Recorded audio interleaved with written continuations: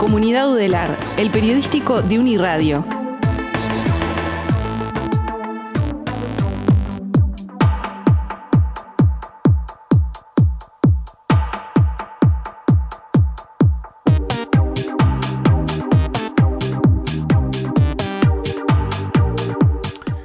Bien, volvemos con una nueva entrega como todos los martes por medio, mejor dicho, del Observatorio de la Cuestión Agraria de la Universidad de la República. Hoy está acá con nosotros Gabriel Pico, docente de la Facultad de Psicología e integrante del Observatorio. Bienvenido, Gabriel. Muchas gracias. Y está con nosotros por Zoom también Mauricio Ceroni, docente del CENUR Noreste C de Rivera, que ya estaba con nosotros. Mauricio, bienvenido. Hola, buenos días. Gracias por Buen la día. invitación. Buen día. Bien, hoy vamos a hablar de la territorialización del capital y del agua, ¿no? Tal vez establecer primero, definirlo y preguntar por qué es una dimensión relevante para el observatorio y por qué les interesa estudiarlo. Bien.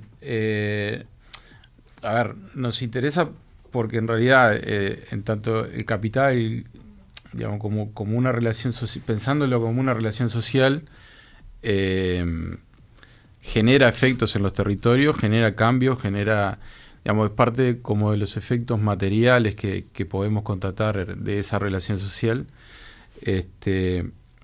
Y ahí básicamente nos parece importante focalizarnos principalmente en esa contradicción que habitualmente se da o que se plantea dentro de lo que es capital trabajo, capital vida, que se expresa básicamente, pensándolo de la lógica de capital trabajo, en esta idea de un sector que vive de su trabajo, que podemos ubicarlo en aquellos que venden su fuerza de trabajo y aquellos que tienen medios de producción.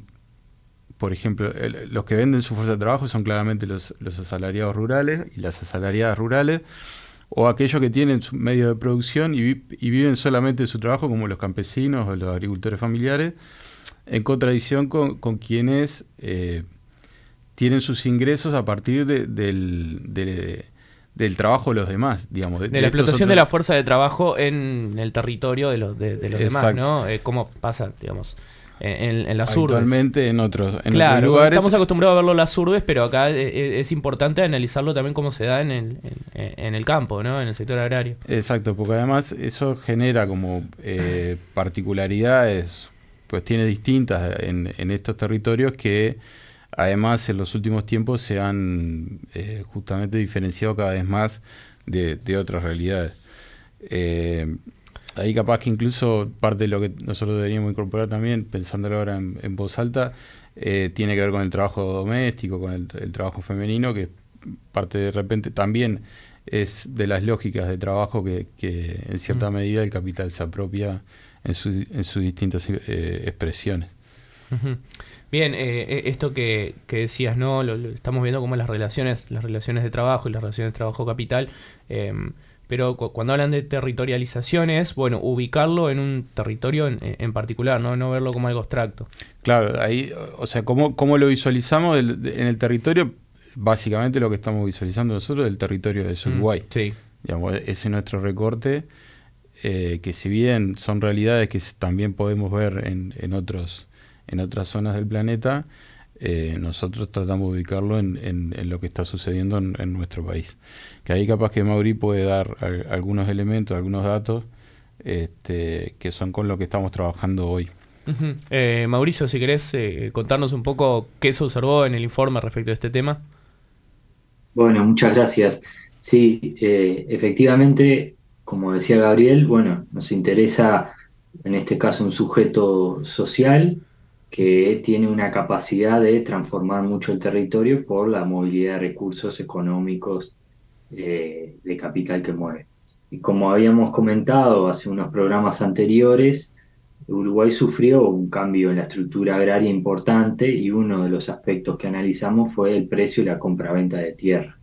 En ese sentido, el sujeto que emerge con mayor protagonismo en estos 20 años son las sociedades anónimas de uso agropecuario, las empresas, ¿no? Agropecuarias de uso, las empresas, digo, sociedades anónimas que han comprado mucha tierra en el Uruguay.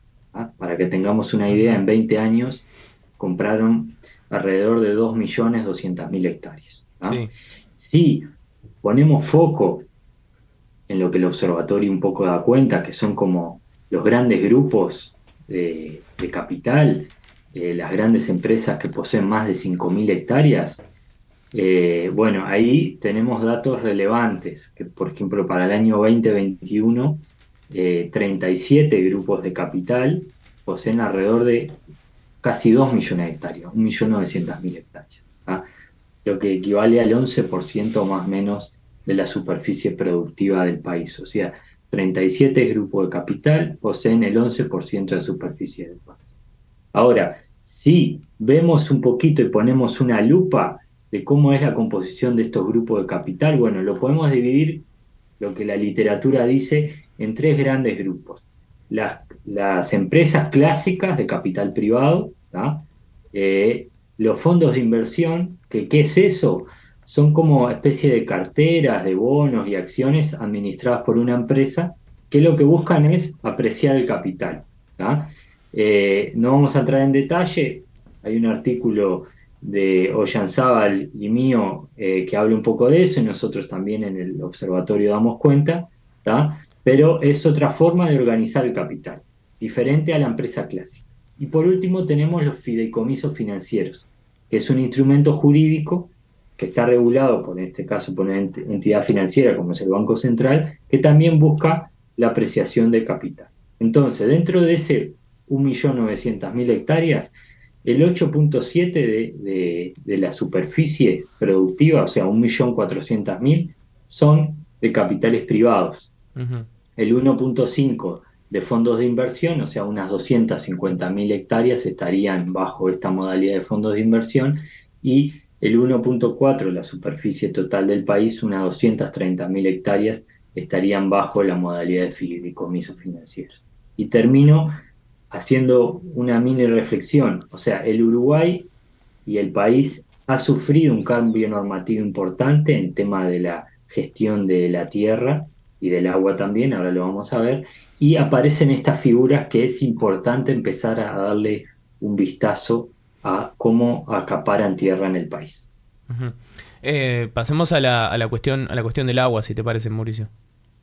Bueno, y con respecto al agua, y un poco ahí hablaba Carlos Santos en el bloque anterior un poco, bueno, ellos colaboraron en el informe Locao, Carlos junto con Sí. Manuel, María Noel González, integran el grupo, un grupo de ecología política del agua, y bueno, hicieron un informe que analizaron el impacto de la ley de riego en el Uruguay. La ley de riego fue aprobada a fines del 2017, bueno, y entró en vigencia en el 2018.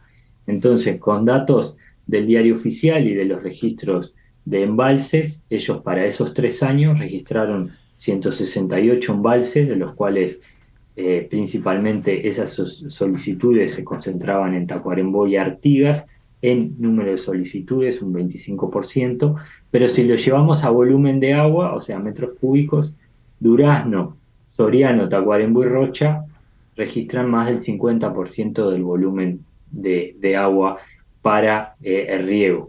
Eso quiere decir que Uruguay, si bien la tierra, ¿no? Como cuando se privatizó y se transformó en una mercancía, el agua ya para destino de uso agropecuario, con esta ley también pasó a privatizarse, y por lo tanto ya vemos un cambio en los registros de embalses y de control de agua en Uruguay. Por lo tanto, ya no solo podemos hablar que es la tierra, sino que el agua también está teniendo un efecto de acaparamiento. Ujú, ujú.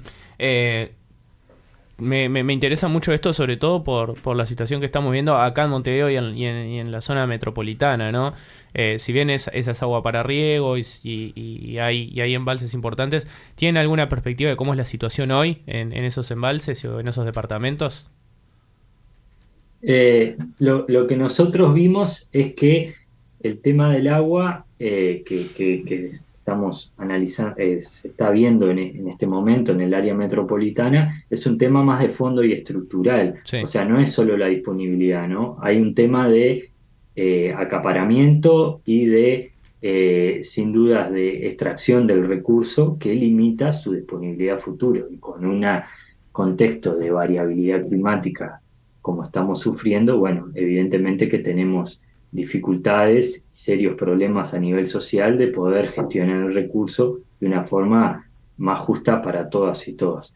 Lo que ellos analizaron fue justamente cómo la ley de riego permite esta batería de registros y cómo las empresas, lo vemos en los fideicomisos financieros, ya las grandes empresas, bueno, están utilizando el riego, por ejemplo, para la agricultura extensiva, porque Uruguay es un país de lo que se conoce de cielo abierto, no controla la lluvia. Bueno, entonces el riego favorece sin duda un aumento de la productividad y controla una variable que naturalmente la sociedad no la puede controlar. Entonces, evidentemente que todo esto va favoreciendo para presionar aún más el recurso que ya está limitado, ¿no? Ujú. Mauricio, hay otro aspecto, ¿no? que estudiaron, que es la importación de maquinaria agropecuaria. ¿Por qué se concentraron en este aspecto también? Más allá de la territorialización del capital y esto que estábamos hablando respecto al agua. Claro, porque el capital, como decía Gabriel, es una relación social Sí. que se monta por arriba de la tierra. O sea, la tierra al privatizarse se mercantilizó, pero nosotros no producimos tierra. La tierra la produció de forma natural, digamos, la historia Sí. de transformación más biofísica. Entonces, ¿qué se monta por arriba de la tierra? Bueno, los insumos, la maquinaria, el, digamos, esos elementos que van configurando el capital. Y la maquinaria es un elemento fundamental para Uruguay, sobre todo para los sectores que demandan, como es la agricultura. Entonces lo que vimos fue que en 20 años ¿tá? Existió una variación importante, pero que luego de la pandemia y en el último año el aumento fue muy grande, fue el doble de la media, o sea que 80 millones de dólares, digamos, duplicó lo que registró en el año 2021-22, 185 millones de dólares de importación de maquinaria, Ujú. haciendo el segundo registro más alto desde el 2001. Eso habla que hay disponibilidad de dinero en el campo y que el sector está invirtiendo fuertemente en la maquinaria. Ujú. Pero ahí la maquinaria es importante porque además es como un indicador de, por ejemplo, lo que se conoce como la diferenciación social. O sea, aquellos que son agricultores familiares, uno lo que ha estado estudiando es la tendencia de los agricultores familiares o a desaparecer hacia la proletarización, que se le llama, o sea, a transformarse en asalariados, o en algunos casos pueden llegar a ser agricultores familiares capitalizados. Esa capitalización habitualmente tiene que ver con la disponibilidad de la maquinaria. O sea, no es lo mismo contar con una maquinaria para poder producir a nivel del predio, porque además una vez que se tiene esa maquinaria, se establece otra red de sostén de ingreso que tiene que ver con el uso de la maquinaria en otros predios.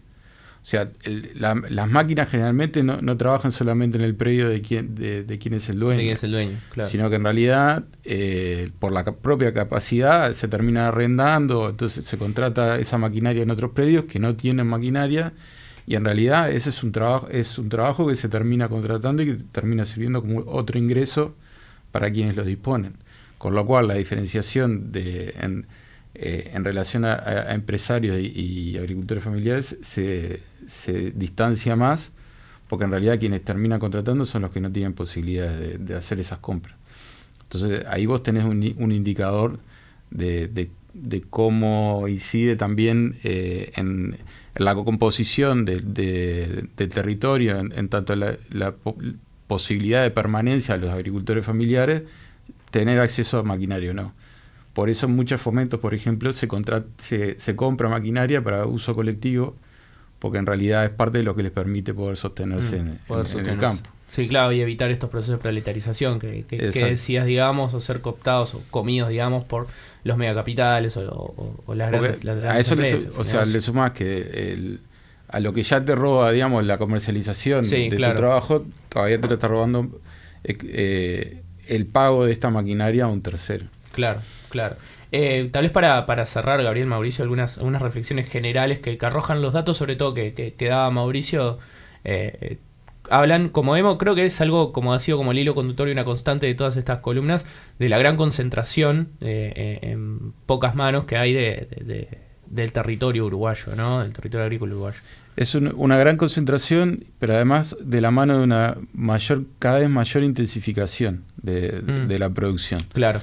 Con lo cual, en realidad, tiene como efectos de que la gestión de la tierra y del agua comienza a quedar cada vez en menos manos, pero además con una utilización de los recursos donde en realidad se están comprometiendo los recursos mismos, la viabilidad del recurso mismo. En esta discusión, por ejemplo, del agua para riego, donde se dice el agua corre y se pierde, no se visibiliza, por ejemplo, el agua o como alimento, en este tema del agua para potabilizar, o incluso como plataforma de vida, porque en realidad no es que corra y se pierda, sino que el agua, digamos, de los ríos, por ejemplo, es plataforma también para todo un ecosistema, para un sistema de vida que le permite seguir subsistiendo, y eso no está visualizado. Entonces, esta intensificación está comprometiendo la viabilidad de la biodiversidad en el Uruguay, además de los componentes vinculados a la soberanía alimentaria, en tanto habitualmente estos procesos, o casi sin habitualmente, estos procesos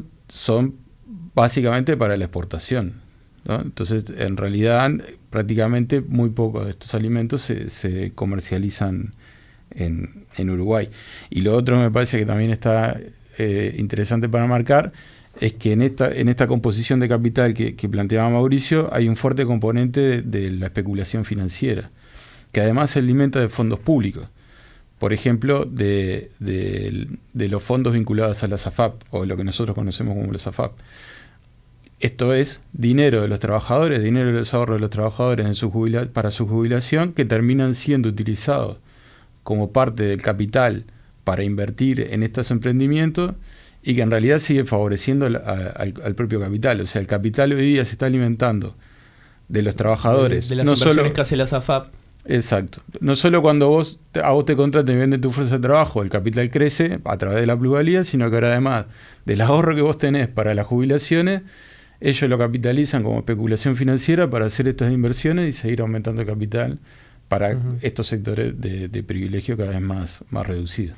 Porque me acordaba ahora de la discusión que se daba cuando se estaba discutiendo el proyecto de reforma de la seguridad social, que se discutía en torno a la posibilidad de las AFAPs de invertir en el exterior, ¿no? Decía, no, qué horrible, pero las AFAP invirtiendo acá también están usando el capital generado por los trabajadores, ¿no? Sí, muchas de las empresas forestales tienen dinero de los trabajadores, que son los dineros de los ahorros previsionales, para poder hacer estas inversiones, y que terminan siendo utilización del agua para exportación de celulosa, o exportación de agua, como plantean Carlos Santos y todo el equipo de compañeros que están trabajando con él. Bien, Gabriel Picos, docente de Facultad de Psicología, y Mauricio Ceroni, docente del CENUR Noreste de la sede Rivera, integrantes del Observatorio de la Cuestión Agraria de la Universidad de la República. Muchas gracias a ambos por estos minutos acá en la columna. A ustedes. Ya sigue Comunidad Udelar, el periodístico de Uniradio.